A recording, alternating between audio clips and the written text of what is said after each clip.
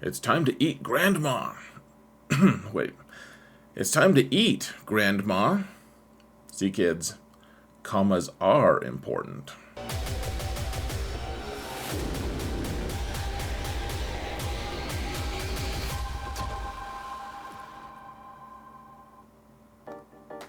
Hello, everyone, and welcome to another episode of Zareth Prevails. Today, I want to talk about datacrons, despite the fact that I know a lot of people do not like them at all, and for a lot of different reasons, and we're going to talk about that. Honestly, there's a lot to discuss, so this isn't me saying, hey, you suck for not liking datacrons. It's also not me saying, hey, you need to play with them. It's me trying to have an open discussion about them and maybe the way some people approach them. So, and the way the game is kind of trending right now as well. So let's get into it, guys. First, I do want to say huge thanks to my patrons. You guys rock. Thank you so much. I couldn't do this without you. You guys are MVPs in my book. And guys, if you want to support the channel for free, all you've got to do is mount the algorithm. Like, subscribe, comment, do something to help the channel. Do it for the channel. Now, let's talk about this, guys. First, I want to make sure and reiterate, I'm not here to demean you. I'm not here to say if you don't like datacrons that you suck. Honestly, if you don't play with them, I don't care that much. As long as you're not just like telling me I suck for enjoying them. I think they're a lot of fun. I've also I've made a huge effort to talk to a lot of people who don't like datacrons, who are angry about them or frustrated with them or confused by them, etc. People who don't want to play with datacrons, and so we're going to talk about that. Like, there's a lot of reasons people don't like them, frankly, and I think a lot of those are valid. There's reasons I don't like datacrons as well. There's a few. We can talk about them as we continue on, but there's also reasons to consider maybe jumping in. And I want to make sure that people are aware of what's going on here. So first, I do want to acknowledge tons of reasons people don't enjoy datacrons, and I'm sure I'm not going to touch on all of them here. People have a wide range and variety of reasons not to like them, ranging from like they just don't like CG, they don't like the idea that CG is forcing us to play with something that just disappears after a while. Honestly, though, the biggest reason, and like I said, I'm not going to encapsulate everyone's thoughts, but by far the biggest number of people have told me, and this is after talking to, I don't know, somewhere between 70 and 100 people, something like that. I've talked to a ton. I've tried to, at least, and a lot of the reason people don't like datacrons is they just feel like it's another step of, just another layer of stuff that you have to deal with that is like kind of unnecessary to be able to compete. And they don't, I guess I can understand. Like, I like datacrons, I guess I'll say first. Like, I like the added complexity. I like that they changed the meta up. I think that it's healthy for the competitive side of the game. However, I think that if it was somewhere, like if it was like at work, for instance, and they kept just changing the fundamentals, the core of like what I was doing, I'd kind of get pissed. I'd be like, dude, I just got good at what I'm doing. Like, I don't need you guys to just change everything and go stir everything up and make a mess. I don't need that. I don't need that stress. And I think I can understand where people are coming from on this. That isn't to say that you have to play with datacrons now or anything. I just, I think that I can understand why a lot of people don't like them. The added complexity, it's not that you're not smart enough to deal with it. It's like, why do you want to? Why is that something that you're being forced to do? And so I want to discuss like maybe some ways that you can still engage in datacrons, because we're all kind of missing out, right? On this. So this is a screenshot against my guild is facing someone in territory wars, and it's a smaller guild than us. It's because we lost 2, we got paired down against a guild that had no chance. But so this guy has crazy investment in this squad. He has 3 Omicrons on Jenga. By the way, this isn't a good defensive squad. I'm not saying that at all, but it's a very well invested squad. It has, look at all the relic levels. Relic 9 on Bosk. He's got all the Zetas. He's got, well, maybe not all of them, but He's got omicrons, everything. He doesn't have a datacron, though, guys. And datacron, that really hurts this squad. It hurts it a lot. It could be so much stronger, and it's not. And it's not a good squad anyways, but this is rough, guys. Like, you're hurting your guild by doing stuff like this. And I'm not trying to guilt you. Again, like, this isn't something I just want to draw, point it out. Like, wouldn't his guild have appreciated him putting a datacron in? Some guilds are I'm sure I'm gonna get people who tell me, like, hey, stop shilling for CG, and, stop trying to make us spend money on datacrons. We don't care if our members play with them. That's fine. If you don't care, you don't care. I just, this squad would be way better with datacrons. Objectively speaking, it would be way, way stronger with them, especially with the current sets. There's also the thought that CG has recently given us just a big hint that they're going to be pushing datacrons. They've made the conquest nodes simmable, which is amazing for people who already like datacrons, but there's also the fact that they're pushing down the level requirement for the relic requirement for engaging in them. Instead of needing a minimum of level relic 3 and really needing 5 a lot of times, now you need relic 1 to relic 3, something like that. And so they're doing that just for this set, but maybe it'll stick. Who knows? The other big thing, guys, is they made this shop, which we're used to refresh weekly, refresh every 6 hours, which is also another big boost. Keep in mind, however, this is one of the gripes I have about datacrons, is datacrons do disappear after 2 months. We used to use shard shop currency for only gear, and now if we have to use shard shop currency for datacrons, we can, we're just kind of deleting that currency once the datacrons go away, which that's one of my gripes about datacrons. I have some frustrations with it. I don't like their user interface, though I will say the biggest one that they addressed was the conquest grind. They made the node simmable.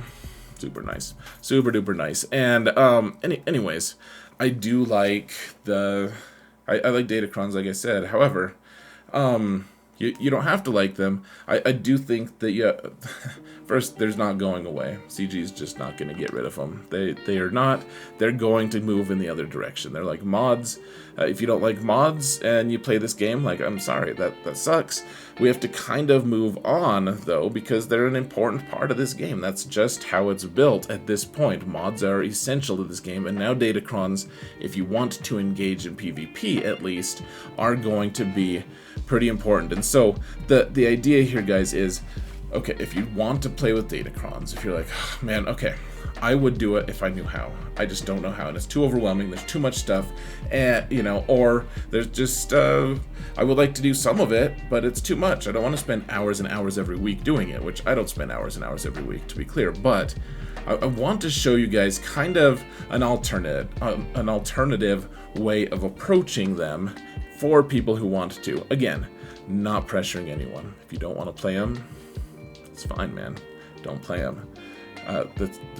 Be on your way, or watch. Honestly, I'm not trying to kick you out. So okay, I put out an infographic every season for this, guys, for datacrons, and so what I'm going to do is try to tailor my infographic. The set 10 one will come out tomorrow, like the day after I post this video, but I want this video to be out by then to be able to reference it in that video. I'm going to be changing my infographic a little bit to include elements from what we're talking about so that it can be applied to everyone. Now, first we have this is part of my system of all right, let's help you get less overwhelmed. Let's just get you whelmed. Alright, guys? Datacrons have a lot of elements, and so it's okay, choose what level of engagement you want. You don't have to just jump in with both feet. You don't have to. Just because I do it, doesn't mean you have to. Just because your guild wants you to, doesn't mean you have to. Go find a new guild. Or, there's a lot of different options, guys. Level 1, it's just, the way I broke it down is just look at stats. The level 2 was a little more engagement, all the way to level 4, which is kind of where where a lot of my play is at, but we can cater to these other ones relatively easily. And so if you look at this, okay, so you look at a datacron, and what you see on the left here is just a crazy amount of information. There's stats, there's pictures of things, there's words that maybe you aren't literate enough to read. Now, I know you can read, most of you. And there's like, okay, you also have a ton of datacrons as well. But what I see when I break it down, well, I mean, I see all that too, but what you can really look at and see here is, and I'll turn my face off for a sec, like level 1, just worry about stats. Don't even worry about the words. Don't worry about the, I mean, maybe your opponents are going to be using them or whatever. That's possible, but like you can kind of just break it down and choose what level of interaction and engagement you want to do. Like, I think that most squads would like to have that kind of stat increase, frankly. If you have a squad that's all Relic 3 or Relic 6 or Relic 5, whatever, wouldn't they like 30% more health? Those are all stats that everyone can use, guys. Level 2 is like, just use the vital. Just it's for impact squads only. Or it's for several squads, I guess, level 2, but then you use vital mechanics of like, the level 3 right now is so crazy that, like, every squad should have one, and then you can kind of just stop. You don't have to get level 6 or level 9 on the crons.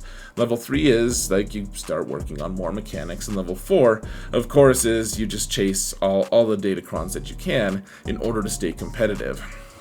Now, I'll turn my face off again. On the bottom right, you can see the stats to chase. This is something I'm going to be adding for the people who just want to engage in level 1.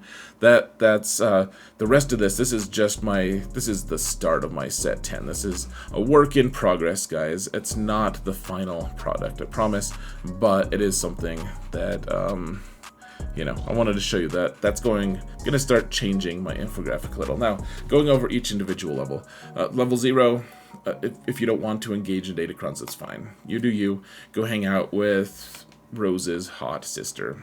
I mean, honestly, maybe that's what people should be aspiring for anyways. It's all good, man.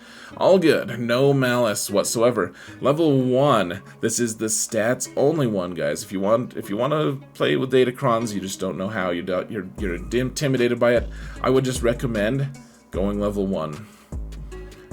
Go with stats. Hey, look at that. My entire squad gets 11% more offense. That's something everyone can understand. You get some crit avoid.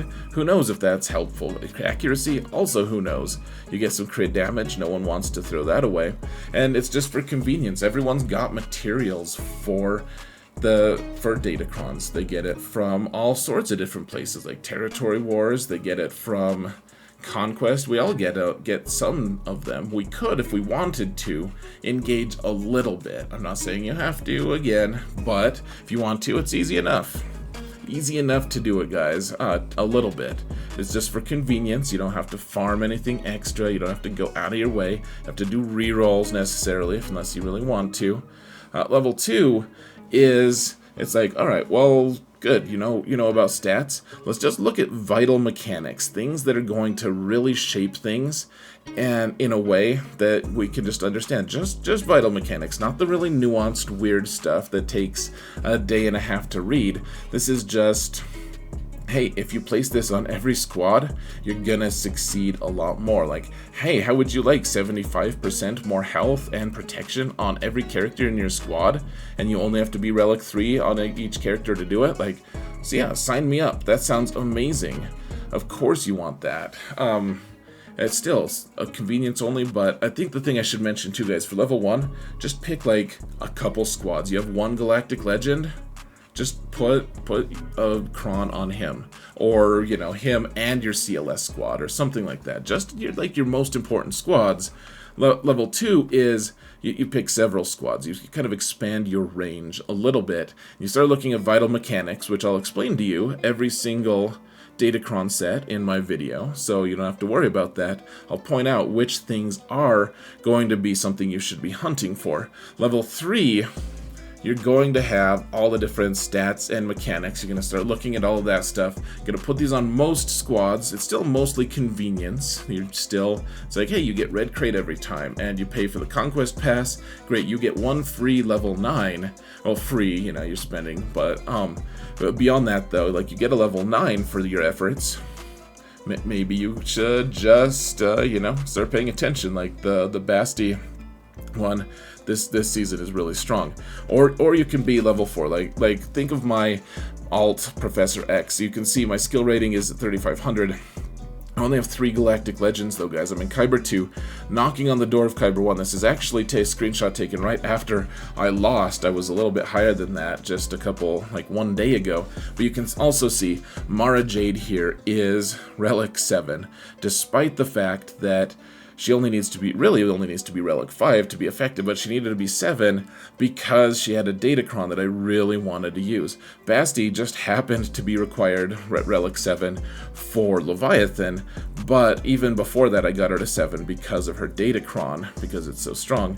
And I mean, this is where I live. I love level 4. I love chasing the meta, and the only reason I can stay afloat in Kyber 2 with my alternate account is because I don't put a ton of effort into it.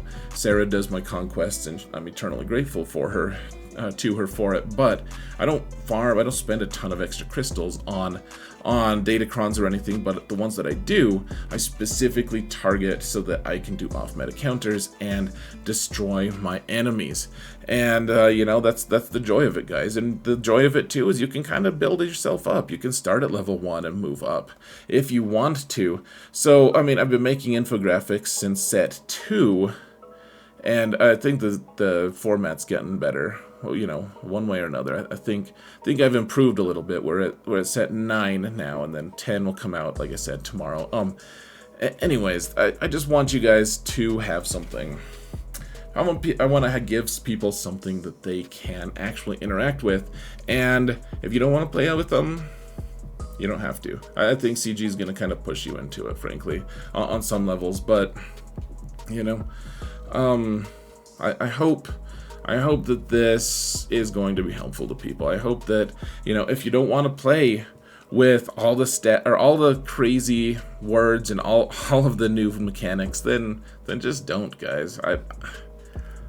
I want it to be approachable for you. So, let me know in the comments. Is this helpful? Is this approach better? Is breaking it down a good thing?